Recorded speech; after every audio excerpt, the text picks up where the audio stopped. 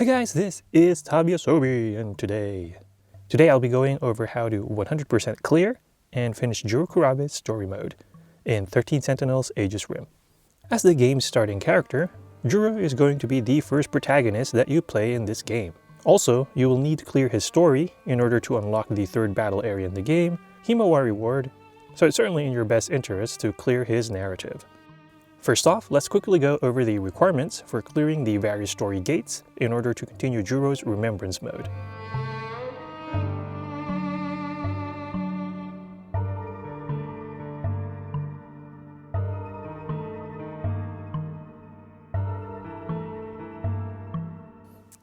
Alright, now I'll go over how to clear the Classroom After School 1 portion of Juro's story. So first, you're going to need to clear the first tutorial battle, and you will unlock Juro Kurabe's story. Go through the initial part of his campaign, and you will unlock the first half of Juro's remembrance mode, Classroom After School 1. This point pretty much serves as a tutorial for the story mode, so just go through it. And then from here, there are 3 main paths that you can go to. The first path is to go to the cafeteria. At some point while you're in the classroom, your friend Kyuta Shiba will ask you to go to the cafeteria to find another buddy, Shu Amiguchi. Grab your bag and leave the classroom without grabbing the stack of papers being mentioned by Miwako. This is a key point as grabbing the papers will open another path. So just leave that for now. After that, head left from the school corridor or hallway to reach the cafeteria. You won't find Shu, but this will lead to the Freeloaders event in Juro's house. After clearing the event, you can repeat the steps again to get to the cafeteria once more. At this point though, your progress will dead end at the cafeteria, but it also clears a daily life event node in your map. Now let's go to the next path, which is to find out where Amiguchi is. While inside the classroom, make sure to listen to the conversation between the girls. Eventually, one of them will mention that they saw Shu by the vending machines in the break area. This will unlock another option, where Juro will tell Kyuta about Shu's location. The reason I do this second as opposed to the cafeteria was because on my first run through, I did this first, and then for some reason it saved at this point, and I couldn't go to the cafeteria anymore. Not sure if that's the case with other people, but I'm mentioning it just in case. Anyway, grab your bag and leave the classroom, and then head to the break area. You will find Shu there and get the option to visit his house. Go ahead and play through that scenario, and you will eventually clear the path A Relentless Nightmare. By the way, after clearing it, you can repeat the same steps once again to go to the break room a second time. Just like the cafeteria, the path will dead end, but this clears another daily life node in Juro's story. If for some reason you miss this and then go to the next part of his story, it's okay because there's still a way for you to clear it, which I'll mention later. And now we get to the third main path, which is to get rid of Shiba. This will actually unlock several subpaths, which I'll go through right now. So back in the classroom, you pretty much want to get rid of Shiba in order to unlock another main path. To do that, take the stack of papers from the front of the classroom and present them to Kyuta via the thought cloud. This will pretty much allow you to ditch him. From here on, there are several paths that you can take. The first one is the movie scene path. To unlock it, you will need to find 3 keywords while still inside the classroom, which would be Mighty Kaiju Demos, Visitor from Another World, and UFO Wars. The keyword Mighty Kaiju Demos can be found by checking your bag. You will then find a movie poster. Visitor from Another World, on the other hand, is unlocked by talking to Kyuta and presenting the keyword That One Video via the thought cloud. And then lastly, UFO Wars is unlocked by presenting the keyword Visitor from Another World to Kyuta. Once you have all 3, ditch Kyuta once again, poor guy, by showing him the stack of papers. Sorry Kyuta, but Juro's got things to do. Wait for Iori Fuyusaka to get ready to leave the classroom and then talk to her right before she leaves. She will then ask you to talk with her at the corridor, or the hallway. Anyway, once you're in the hallway, present all 3 keywords to her, and you will trigger the science room event. Go ahead and go through Juro's recollection of cleaning the science room, and you will eventually clear the event path called a movie scene.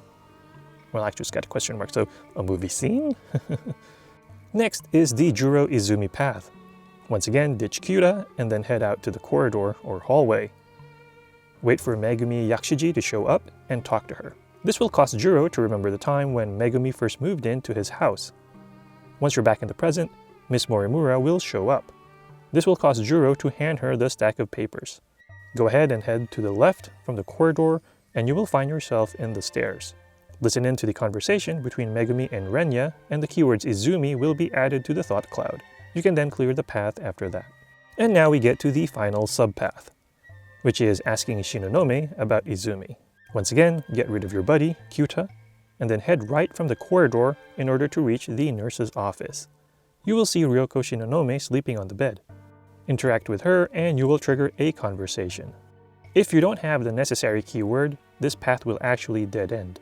Fortunately, you now have the Izumi keyword, which will allow you to properly clear this event if you present it to Ryoko via your thought cloud. Congratulations, you have now cleared all the event paths for Classroom After School 1, which unfortunately will lock up Juro's story. So in order to unlock the next part, you will need to reach at least 30% completion with 9 characters total.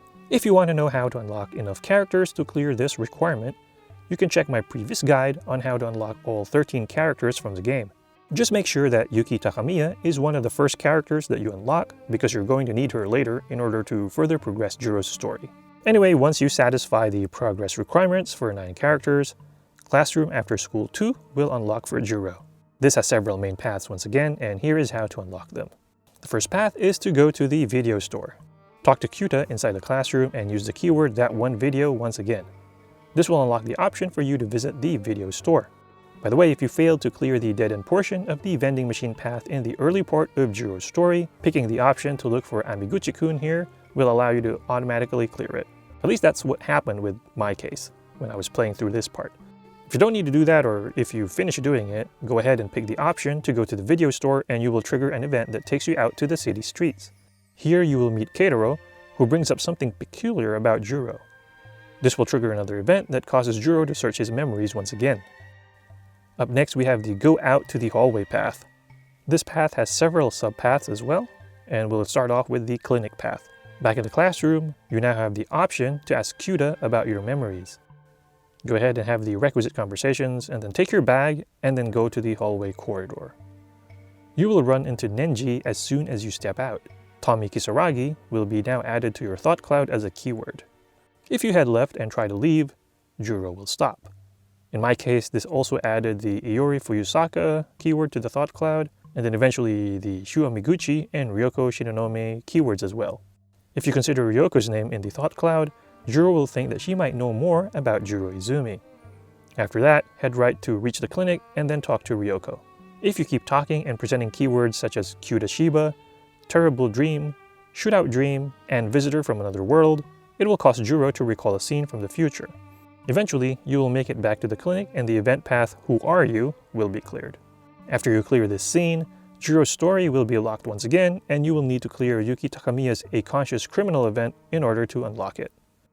Once you do that, you can now do the Tokisaka path from the hallway. From inside the classroom once again, talk to Miwako and use the Tommy Kisaragi keyword on her. She will then mention that Tommy sometimes goes to Tokisaka Shrine. Take your bag and go to the hallway once again. You will meet Nenji and you can use the keyword Tokisaka Shrine on him. Juro and Nenji will then head to the shrine and several scenes will unfold. Once you clear this event, Juro's story will be locked once more, and you will need to clear all 10 battles, or waves, in Area 2, Shibugaki City, in Destruction mode. And then now we go to the final path, which is to go to the break area. Once you clear all the battles for Shibugaki City, you can go and trigger this final part. Inside the classroom, present the keywords Kyuta Shiba and Juro Izumi to Kyuta.